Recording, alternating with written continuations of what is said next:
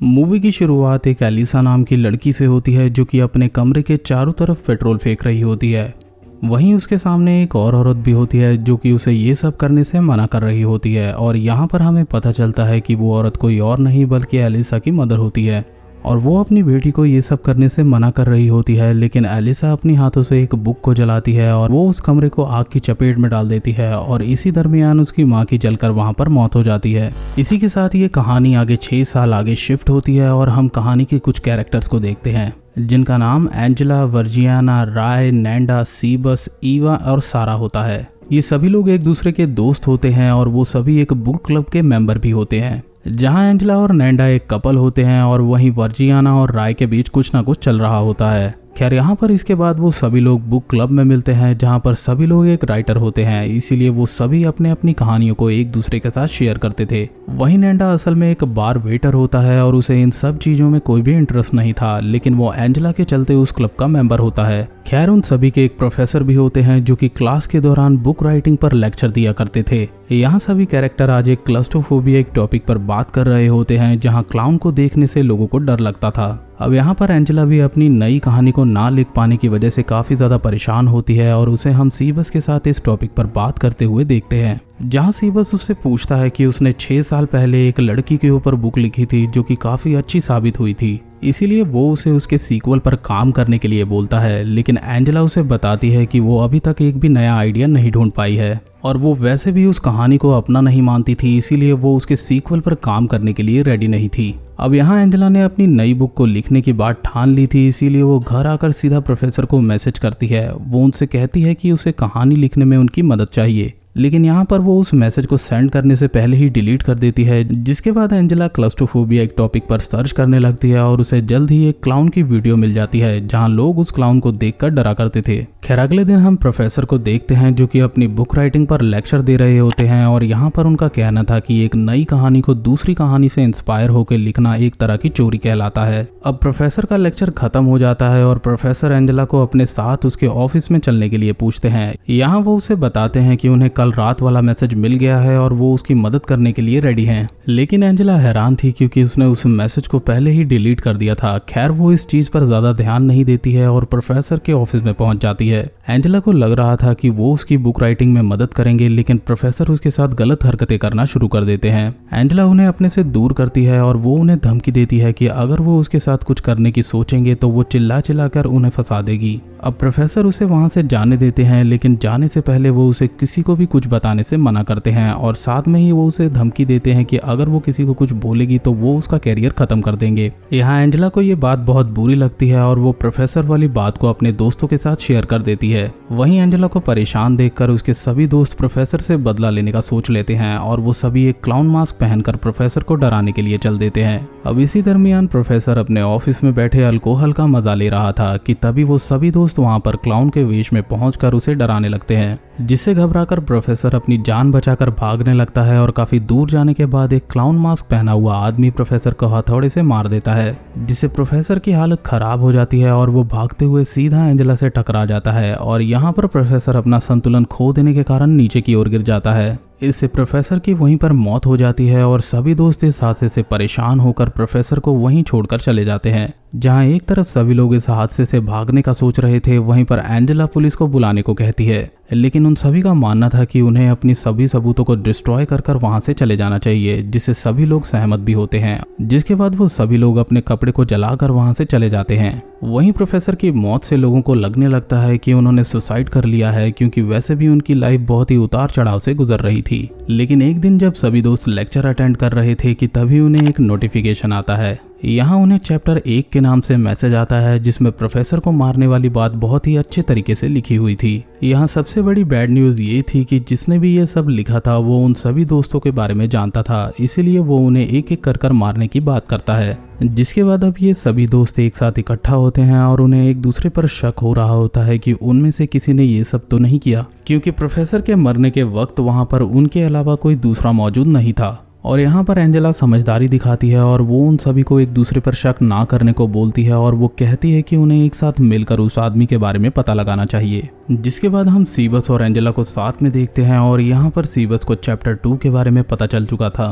जिसे उस आदमी ने पब्लिश कर दिया था और यहाँ चैप्टर 2 में उनके दोस्तों में सबसे कम उम्र के पर्सन की डेथ के बारे में लिखा था। यहाँ किलर ने लिखा था कि उसने कैसे वर्जियाना को मार दिया था जो कि उन सभी में से सबसे कम उम्र की थी। यहाँ उन्हें ये पता चलता है कि वर्जियाना डर के मारे शहर छोड़कर भागने वाली थी, लेकिन पता नहीं कैसे उस किलर को उसके बारे में पता चल जाता है और इसीलिए वो मौका रहते हुए उसे सही समय पर मार डालता है और वो उसकी डेड बॉडी को एक पास की ही अबैंडन्ड बिल्डिंग में छोड़ देता है। यहाँ एंजेला सीबस के साथ उस अबैंडन्ड बिल्डिंग में पहुंच जाती है, लेकिन उन्हें यहाँ पर वर्जियाना की डेड बॉडी नहीं मिलती क्योंकि उसने भी वो चैप्टर पढ़ लिया था, जिस वजह से उसे यहाँ पर आना पड़ता है। और यहाँ पर वो एंजेला से कहती है कि उसे पता है कि वो कैसे उस किलर को पकड़ पाएगी। जिसके बाद हम उन सभी लोगों को क्लब में इकट्ठा होते हुए देखते हैं और यहाँ पर सभी लोग एक दूसरे पर शक कर रहे थे। तभी एंजेला लाइब्रेरी में चली जाती है जहाँ वो उस क्लाउन किलर के बारे में जानना चाहती थी। उसे वहाँ पर कुछ अजीब सा महसूस होता है और उसे क्लाउन के मैसेज आना भी शुरू हो जाते हैं और यहाँ पर उसे ऐसा लग रहा होता है कि वो क्लाउन कहीं ना कहीं उसके आसपास मौजूद है, जो कि सही भी होता है। और तभी उसके सामने वो किलर क्लाउन आ जाता है और वो एंजेला का पीछा करने लगता है और वो अपनी जान बचाकर वहाँ से भागने लगती है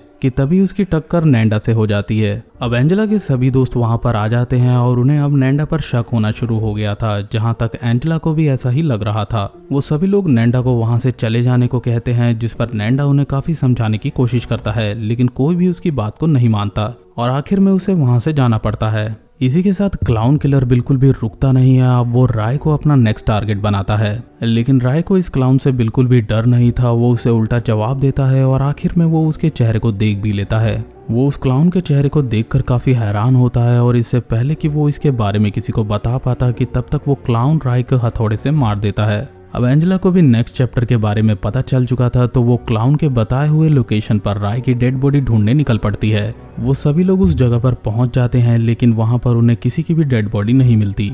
लेकिन सीबस को वहां पर क्लाउन का मैसेज मिल जाता है, जिससे सभी लोग हैरान हो जाते हैं और पर सभी लोग इस क्लाउन किलर से काफी बुरी तरह से डर चुके थे। जिसके बाद हम सीबस और एंजेला को साथ में देखते हैं और यहाँ पर सीबस को अपनी रिसर्च से उस क्लाउन की आइडेंटिटी के बारे में पता चल चुका था। वो एंजेला को बताता है कि उस क्लाउन के पीछे एलिसा नाम की लड़की का हाथ है। अब ये बात एंजेला को काफी हैरान करती है, ऐसा इसलिए क्योंकि एलिसा उसकी दोस्त हुआ करती थी। उसने अपनी माँ को मारने के बाद खुद की भी जान ले ली थी और इसी कहानी को एंजेला ने अपनी बुक में लिखा था, जिसके चलते एलिसा को काफी गुस्सा भी आया था, क्योंकि ये बुक वही बुक थी जिसे एंजेला ने 6 साल पहले लिखा था और ये बुक काफी ज्यादा पॉपुलर भी हुई थी। खैर यहाँ पर एंजेला को समझ आ चुका था कि इन सभी मर्डर्स के पीछे कहीं ना कहीं उसी की गलती थी, इसीलिए वो काफी परेशान होने लगती है। लेकिन तभी सीबस उसके करीब आता है और वो उसे संभालने के बाद इंटीमेट होने लगता है। जहाँ एक तरफ ये दोनों इंटीमेट हो रहे थे, वहीं दूसरी तरफ किलर क्लाउन नैंडा के पीछे लग चुका था।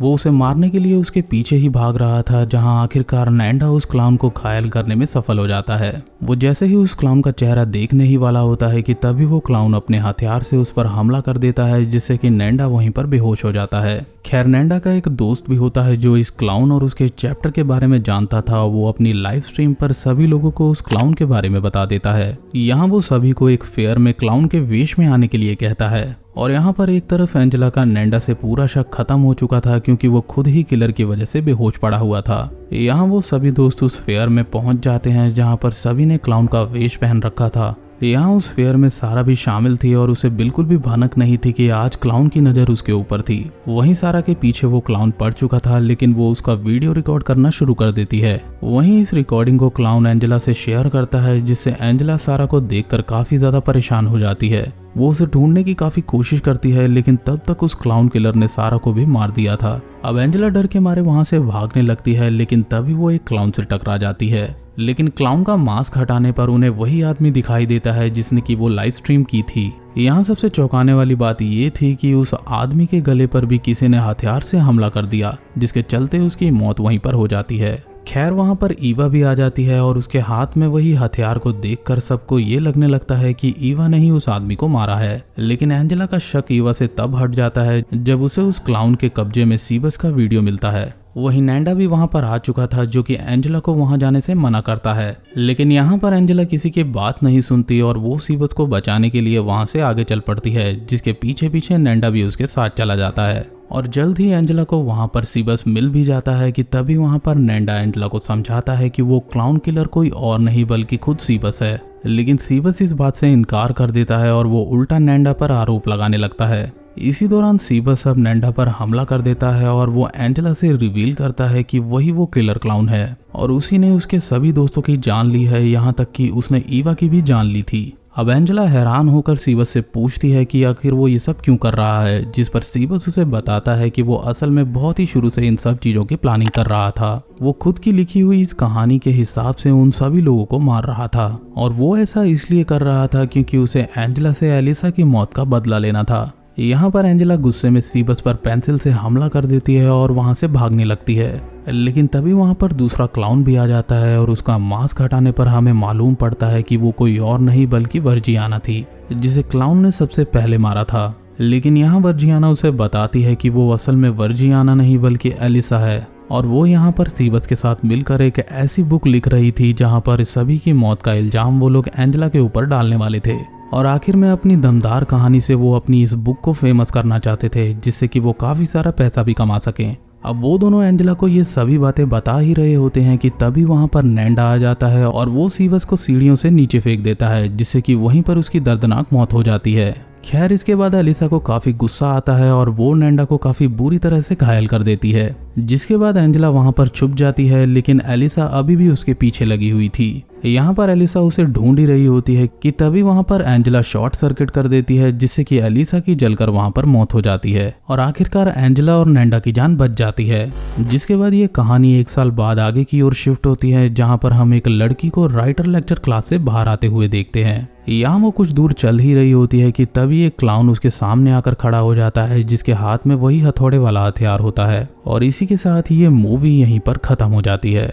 अब यहाँ पर दोस्तों मूवी भले ही खत्म हो चुकी हो, लेकिन अगर मेरी तरफ से रिव्यू देना हो तो मैं इस मूवी को 6 आउट ऑफ 10 दूंगा। और अगर कहानी की बात करें तो मुझे ये कहानी थोड़ी सिंपल और आउटडेटेड लगी। खैर मूवी ओवरऑल 1 टाइम वॉच के लिए बहुत बढ़िया है।